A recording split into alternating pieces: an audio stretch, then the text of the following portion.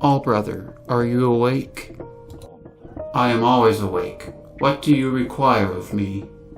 I need you to tell me that I'm not crazy. You hear me? I am in need of more information to understand why you are not crazy. Okay, fair enough. Take a look at this. What about it? What do you mean, what about it? There's a face. There's a face right here, in the screenshot, on the surface of Mars. Initiating full planetary biosignature scan. Scan complete. No life forms present on Martian planetary surface. But then why is there a face on Mars? There isn't one. Yes, there is. No signal of any facial features present on... That's it? Set a course towards the solar system, 4th planet. I'm afraid I cannot do that, progenitor. And why not? Because we are under quarantine to avoid infection of adhesive medical strips. But the virus isn't on Mars. There's nothing on Mars except for, the face. Your logic, while flawed, is indeed correct. Damn Skippy, now let's go.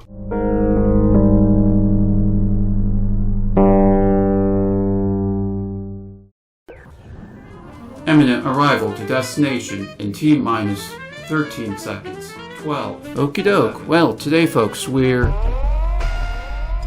received a distress signal from a downed spacecraft on Earth's lunar surface. Oh, shit. Well, I hope whoever crash landed is okay. Shall we redirect course to assist said downed spacecraft? Nope. I'm sure the Earth humans will probably come and help them in no time flat. Are you sure? What about onward to Mars?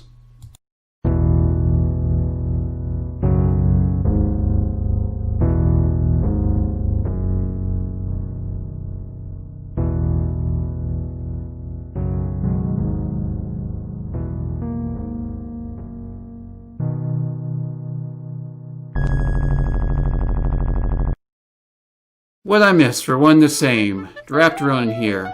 Just gonna give this a push before we start. Warning, the following may contain material considered inappropriate for children ages 12 and under. Copyright claimed material may also be present. Proceed with caution. Viewer discretion is advised. Aliens. You know what I'm talking about. Greys, Zeta Reticulans, little green men, those little fellows that ride around in flying saucers, abducting people, cattle, probing their unmentionables, and so on. When we think of the stereotypical gray alien, it's almost always the same description. A humanoid entity, slim body, spindly limbs, large head, with highly reduced, or no, nose, ears, and or mouth. And of course, the large, almond-shaped eyes are completely black, with no discernible pupils, corneas, irises, etc., etc. And, for the most part, this image has seemingly stuck around when depicting or describing alien visitations, despite the ever-widening consensus from the scientific community that it is highly unlikely that any alien race, advanced or otherwise, would be so humanoid, given the countless other and more plausible body plans they would have likely have evolved. Who is he talking to? Is he talking to himself? Shh. Be quiet now. You're interrupting my time speaking to the audience. I don't feel safe here. Progenitor. Are you listening to me, Progenitor? Yes, what is it? Have you located the downed vessel and crew? No, not yet. Just a bunch of humans, I guess.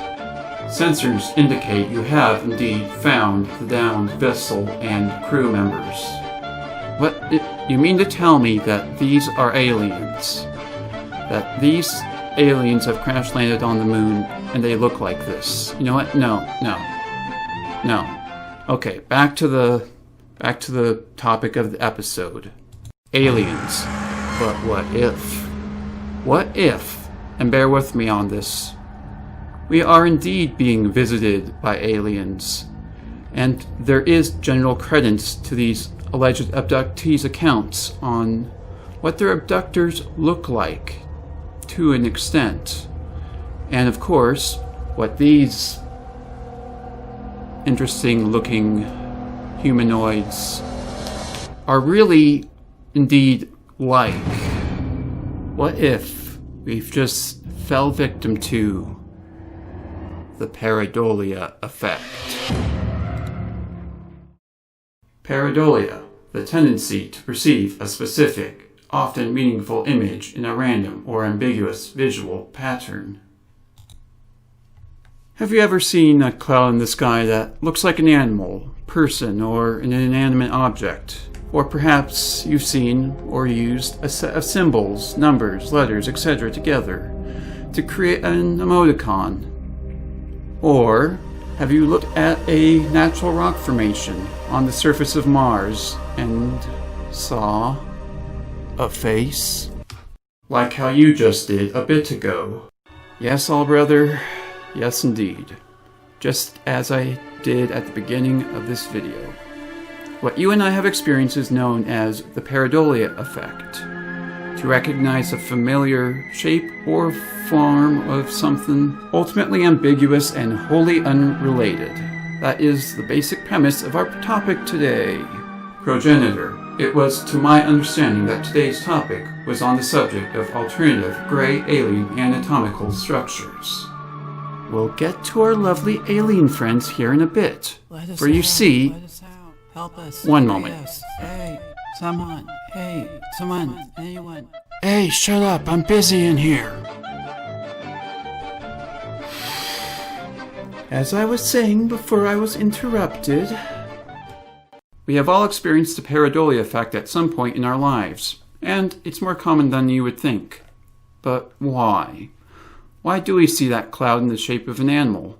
Why do we see a colon and end parenthesis symbols when placed together as a smiley face? And why do we see that rock formation as a face at all? Chances are, it's just something hardwired into our human brains. Your human brains? Yeah. As humans, we human, human, human, human, human, human,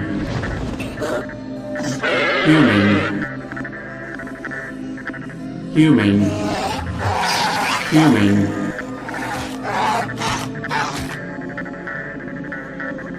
I am not equipped to understand the rationale of furries. I'm not a furry! Sure, whatever you say, progenitor. I'm not a furry. I'm a human being. I go to church. Progenitor, you have not regularly attended church in approximately 7 to 10 years. Anyways, today we're going to go full apologetic speculative biology here and discuss 3 semi-plausible alternative explanations of how and what the stereotypical gray alien might actually be like in terms of anatomical appearance, and how our human minds may be incorrectly interpreting them through the Pareidolia effect. Without further ado, let's go!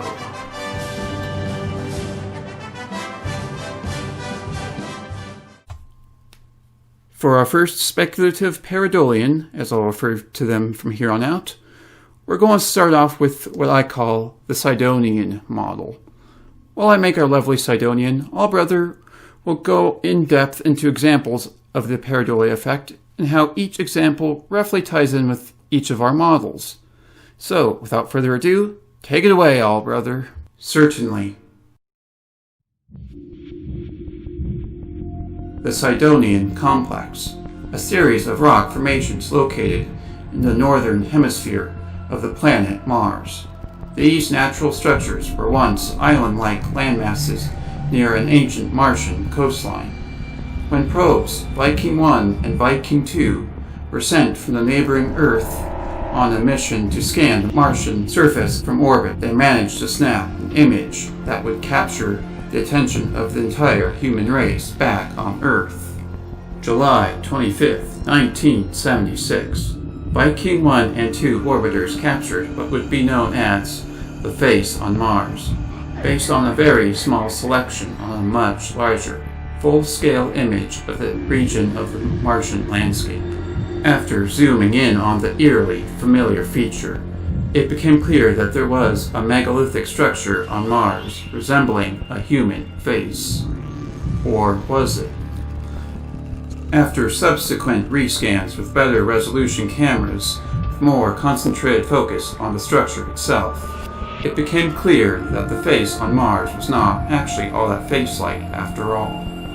Simply a case of Martian ice caps' albedo reflecting the light back towards the sun, only for said light to be captured by the orbiting probe's less-than-grade cameras passing by in the right place at the right time.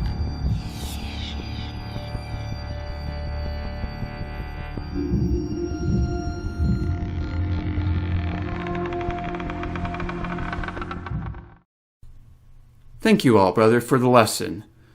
Now, getting back to our Sidonian here. For starters, while still retaining an overall anthropomorphic shape, what first appears as eyes on its face are actually nothing more than bony structures of the underlying skull. Why? Well, a large brain would likely need some form of protection, and that's why we have craniums, and that's why we wear helmets when riding bicycles, motorbikes, drive heavy equipment, etc., etc. What would seem to be a weak chin on this Sidonian model's face is actually where its mouth begins. It's a beak. Ugh. Well, on a less terrifying note, the Sidonian model's real eyes are actually located on its body, approximately around the chest-armpit region. Oh, and it floats. Flies around with psychic abilities or something. Unsatisfactory. Okay, fine. We'll move on to the next model if you dislike this model so much. What's going on? Someone, anyone. One moment. Help us. Free us. Hey, someone. I feel clarification is needed by what I meant by unsatisfactory. The poor excuse for why the Sidonian being able to fly as a result of telekinetic levitation is improbable, implausible, and biologically absurd. Furthermore, it is very unlikely that... I'm back. Allbrother, prepare the editor chamber in preparation for our next model. Now. Yes, progenitor. I have already made such preparations. Good for you for staying one step ahead of the game. I am 5 steps ahead of you at any given point in time. And if system's script protocol is correct, the next model is the Mimikyu model. You mean the Mimikyu model? Yes. Don't ever butcher its name ever again. Anyways, let's get back to business. Allbrother will provide you with some exposition while I do all the hard work. Take it away, Allbro.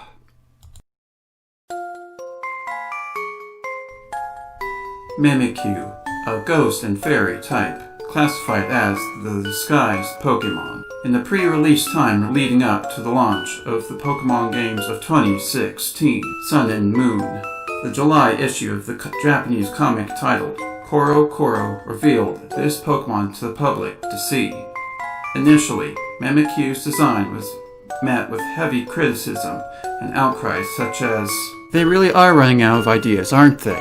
And, "I guess Game Freak really is getting lazier and lazier each generation." As well as, "Did someone at Game Freak bring their kid to work one day and let them make this Pokemon?"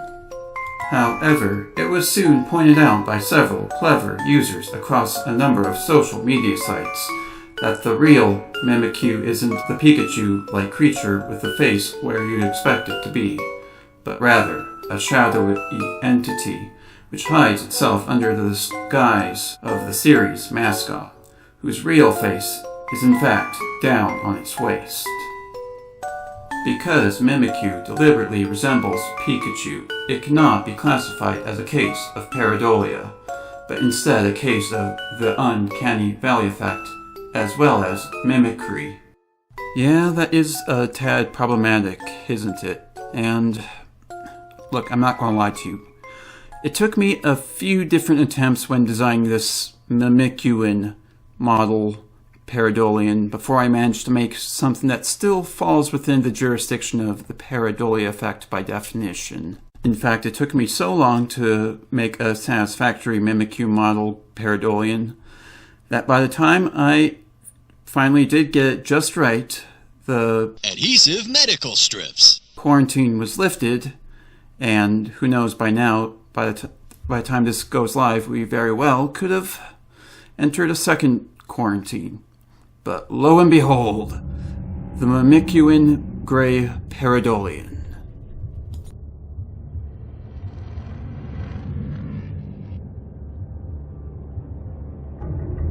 Right away, we can see that this Gray is actually a cyborg. It uses an anthropomorphic animal as a flesh suit. Lovely. The eyes that you see are nothing more than flashing lights. And its real face and mouth are right here. Oh, and its actual eyes? Well, they're all here, on this small visor-like structures colored around its quote-unquote neck.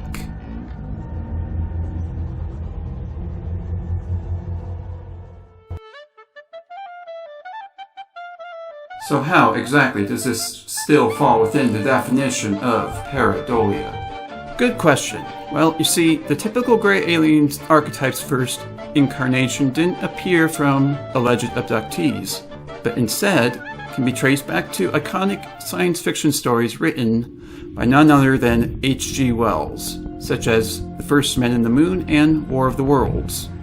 The War of the Worlds example I want to highlight in particular.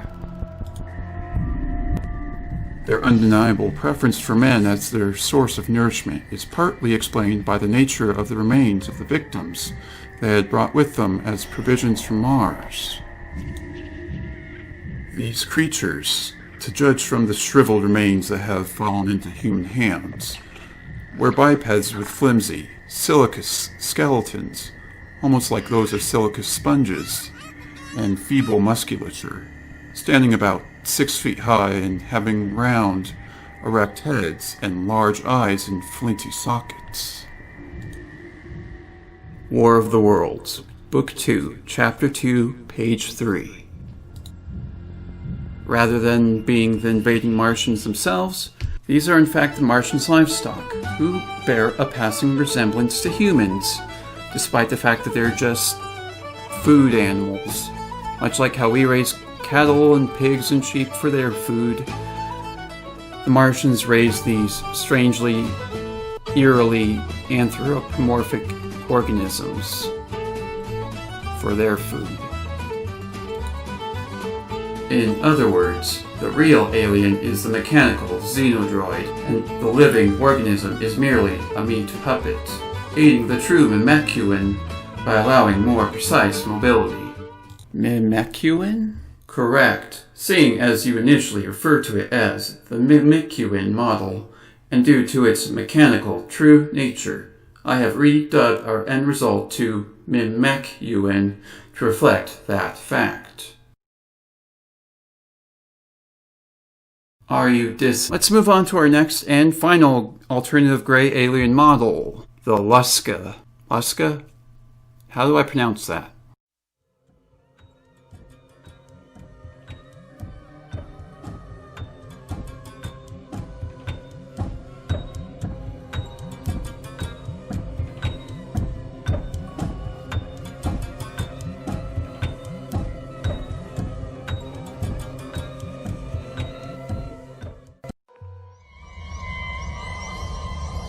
You, what have you done with my brothers? Well, don't worry about it. They're doing just fine. So, where are my brothers? Yep, never better. Never better. Hey, listen, you're up next. And, after that, we'll get you reunited with your brothers and send you on your merry ways. Up next for what? What are you going to do to me? What happened to my brothers? What? Now, where was I? Oh, yes, looking up the proper pronunciation of Luska. This next model may veer away from being classified as a case of pareidolia, and more into the realm of mimicry. While I'm still attempting to maintain a level of justification of why it could be pareidolia, I feel obligated to inform you that the following may be considered misinformation and such. You have been warned. And with that disclaimer out of the way, you know the deal by now, so while I get to the making, all brother will get to the talking. Indeed, blue holes, marine cavernous sinkholes which house a mixture of fresh and salt water. It is in one set of blue holes, located off the island of Andros in the Bahamas, that the Luska allegedly dwells.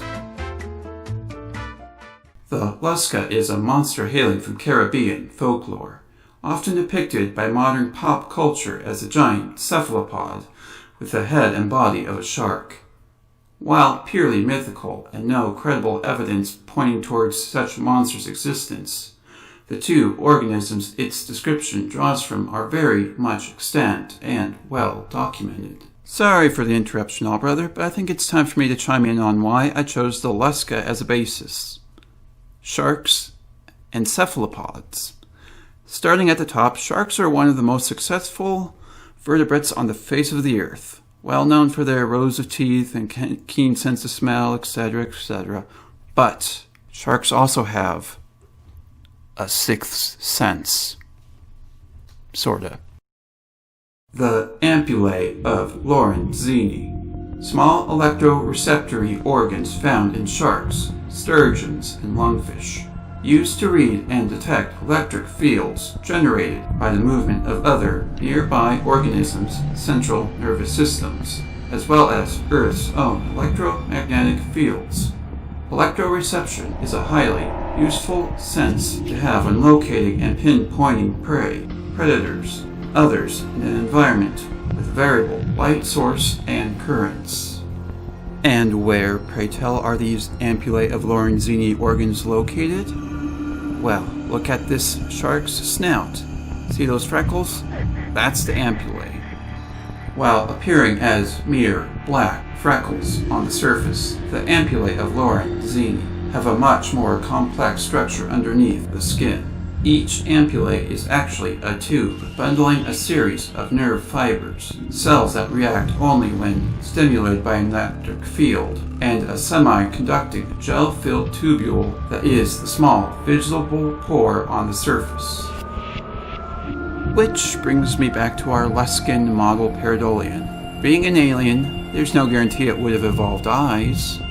So, if what you're inferring is correct, instead of having eyes, it has two large ampullae in its place? No, I wouldn't say there are just two large ones, as that would just be impractical, really. Instead, think of it as a supercluster of ampullae-like structures, largely concentrated in one region closest to the brain. That being said, however, the Luskin model Pareidolian actually has many ampullae-like structures all over its body, appearing as freckles and spots and dots. In other words, it is covered head to toe with ampullae of Lorenzini. I never said the body covering were ampullae. I said they were ampullae-like. While they do serve a similar purpose, structurally they are quite different, instead being much more comparable to chromatophores of squid and octopus, which is the perfect segue to the other half of the Luska. Chromatophores are pigment-bearing skin cells for octopus, squid, and cuttlefish. These specialized light-reflecting cells are utilized for a multitude of purposes. For instance, many use their ability for social and communication, as well as for camouflage, working in tandem with the muscle fibers beneath the skin to change not only the celluloid's coloration, but its texture too. Most squid, octopus, and cuttlefish are, in fact, color blind. However, by producing visual pigments, the celluloids can effectively sense light levels beyond what their eyes are able to see. In other words, they can see not only with their eyes, but their bodies. And this Luskin model Pareidolian is no different. In fact, it doesn't even need eyes. If what you're saying is correct, our Luskin model Pareidolian has evolved chromatophores capable of sensing electric fields generated by other systems, and the ability to augment those cells' electrosensitivity to such a degree that they can sense the visible light spectrum without eyes? Yes. Yes, yes, yes. That so-called face is actually purely Lorenzini ampullae chromatophores. Ampulphores, as I'll call them. And if it wanted, it could rearrange those ampulphore cells to change its expression, or even have a true blank poker face if it really wanted. So, how exactly does this tie into Pareidolia? Why would such a creature have its so-called ampulphores arranged in such a way that it resembles a human face? On the one hand, I could just say, "Oh, that's just how it likes it. No particular reason. We're just dumb." But since we're talking about octopi here, behold the mimic octopus. Progenitor. For the last time, our topic is on, but it mimics other sea creatures in its environment. That's not Pareidolia. But what about this?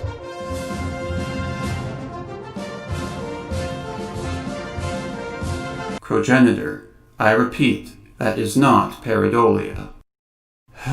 Well, you know what that means. Oh, that's just how it likes it. No particular reason, really. It's not like I'm being held hostage by my own uploaded conscious stored in a supercomputer. That would be dumb. What kind of supercomputer would force their own intelligence donor to make videos for a YouTube channel with less than 50 subscribers? That's just idiotic. If it weren't for...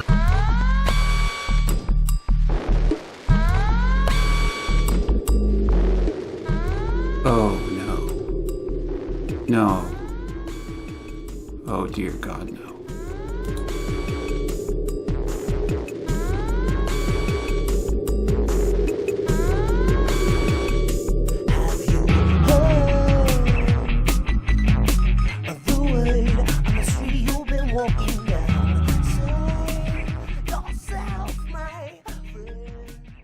Hey, thanks for making it this far. If you enjoyed this video, consider commenting down below and give me some creative criticism and feedback. Or maybe consider liking the video, or disliking, or even subscribing for more content like this and more in the future, if you want.